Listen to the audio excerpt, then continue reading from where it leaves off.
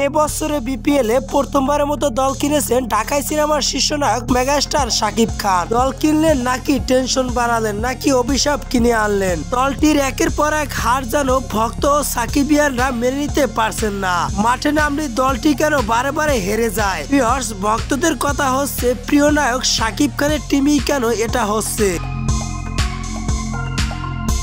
এবছরে বিপিএল এ আরো 7টি দল রয়েছে, তাদের সবার ভিতরেই হার জিত রয়েছে। শুধু ঢাকা ক্যাপিটালস এর বেলায় বারবার এমনটা কেন হচ্ছে? শাকিব খান সব জায়গায় নাম্বার 1, শুধু তার টিমের বেলায় নাম্বার 1 হতে পারছে না কেন? তাই এবার ঢাকা ক্যাপিটালস এর টিমের প্লেয়ারদের পরিবর্তন চাচ্ছেন সাকিবিয়ান তথা সাকিব ভক্ত ও ঢাকা ক্যাপিটালস প্রেমীরা। ঢাকা ক্যাপিটালস টিমে সাব্বির রহমান রয়েছে, কিন্তু মাঠে দেখা যাচ্ছে না সাব্বির রহমানকে। নিয়মিত অর্কমার্ক করে যাচ্ছেন ঢাকা ক্যাপিটালস এর প্লেয়ারদের সাথে, তাহলে তাকে কেন মাঠে উঠানো হচ্ছে না? ভিউয়ার্স, তাদের জন্য সুখবর হচ্ছে সাব্বির রহমান সামনের ম্যাচে মাঠে দেখা যাবে ঢাকা ক্যাপিটালস এর টিমের সাথে।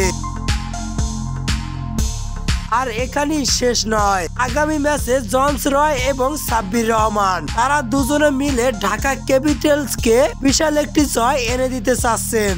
বর্তমানে তারা সামনের ম্যাচে ভালো পারফরমেন্স করার জন্য সিলেট স্টেডিয়ামে প্রস্তুতি নিচ্ছেন, সেরে নিচ্ছেন সবাই নতুন করে ওয়ার্কমার্ক।